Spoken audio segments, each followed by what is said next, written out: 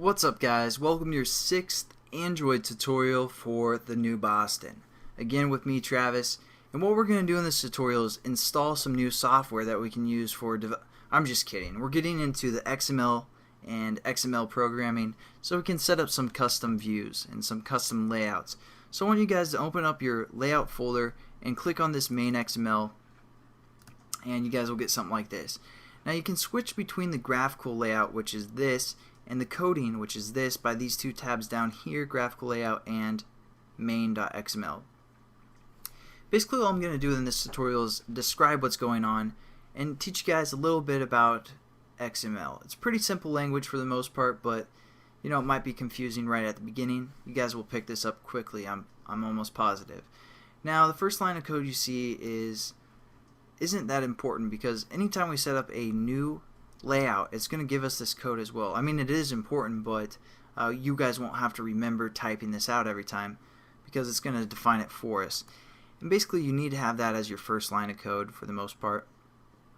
And then what we do is we set up a linear layout which starts here and gives some attributes to the linear layout, and it ends here. Basically what a linear layout is going to do is it's going to hold some other items such as a text, and it's going to kind of define basically the layout of those items to a sense. So it's going to kind of categorize them and do all that stuff. Let's see here. Oh, got a new whatever. Alright, so what we're going to do is basically kind of define this linear layout, and or I'm going to describe everything that's going on within the attributes of this linear layout. Now we have this reference basically, and that's all it is. You guys don't Again, you don't have to really remember that, because when we set up a new layout, Eclipse will set up this reference for us. So that's nice. Nice and pretty for new programmers, where you guys don't have to remember the actual file path and type that out each time. And then the next thing that we have is the orientation of our linear layout, which is set to vertical. I was messing around with it, and so that's why it's changed. And basically what that is going to do is it's going to set all the items within the linear layout vertically. So for example, if we copy this text view, or this text for the most part, and paste it twice, since I cut it instead of copied it. So now we have two text, and we go into a graphical layout. They're placed vertically from top to bottom. That's just how our layout is going to work. Again, we can also set this horizontally, as well as you guys just saw. So I'm going to do that real quickly by typing horizontal and hit save, go to graphical layout, and I messed this up. Alright, but you guys should have fill parent. Again, I was playing around with this as well, but just kind of wanted to show you guys what is going on, so that's why I'm doing it this way. Save that, and then we go into a graphical layout, and you're like, where's that other text view? And basically what's happening is being pushed off the screen right here. And I'll explain why that's happening in a second. As you guys just saw, I kind of changed the code, but that's how you guys should have your setup, because you wouldn't have that changed code.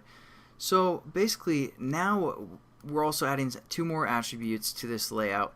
Basically we're setting the parameters of how big this layout is.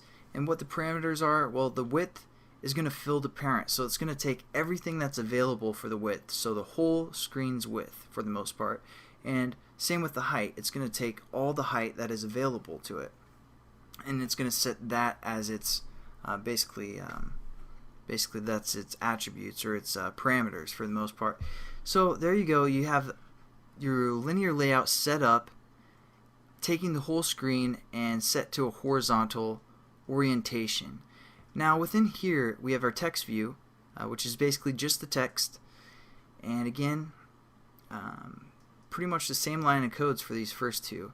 Layout width, we have that fill parent, and as you saw I changed this to something like wrap content is the other option you can do. And basically this is going to wrap the content of the text, whatever text we have available. So then now if we switch to graphical layout, you can see the pretty much the parameters of this text view is wrapping the content of the text. So those are your two options for the most part that you can use. You can also use, pixels if you want, and we'll get into that later. But Basically, I want you guys to remember fill parent and wrap content. And same with the height, it's wrapping the content. Now the text says @string hello, and you're like, no it doesn't, it says hello world starting point. Now basically what's happening is this is using a reference. Anytime you see an within the XML, it's using a reference. So it's referencing the string hello, and that string is located within our values. So we have this values and we have this strings. So we're going to say strings, and there's a string called hello. So it's using this reference, and then this is the name of the reference, but it's displaying the value of the reference. So for example, we can set up a new string by clicking add string, and then we can set up a name called ref for reference and say this is a reference, and save it, and then go back into our XML, and we can also just do something like @string ref, and then we go over into our graphical layout. It says this is a reference, just that new string we set up. The alternative is you can also just type. So you can just type whatever you want without using the @ symbol, as long as it's within quotations, and there you go. You can just display your type. Now the good thing about the references or for strings is basically if you're working for a boss that keeps changing his mind on the title of whatever the application or whatever, if you guys have a title within your app, keeps changing the name, instead of looking through all this code for where you typed the title, you can just refer or set up a title, a reference, and then just go into your string under the values and look for that title and change the value there. So that's kind of the benefit, but hopefully you guys understand a little bit about the layout. Oh, one other thing. There's two ways to kind of close your statements. You can see them both here. Basically, we're setting up our linear layout here, and it's closing down here. Now, basically, anytime you see a /, that's when it's closing. So, example, you can use I just kind of set up two different text views and their closing statements. So we have our text view, and we set up some attributes, and then we use the less than sign, and then we use a greater than sign / text view, and then less than sign to close it. Or if you don't want to type this out every time, you can just do / less than sign for your text. So there you guys go. Quick overview for XML. I'll catch you guys in the next tutorial. Thanks for watching.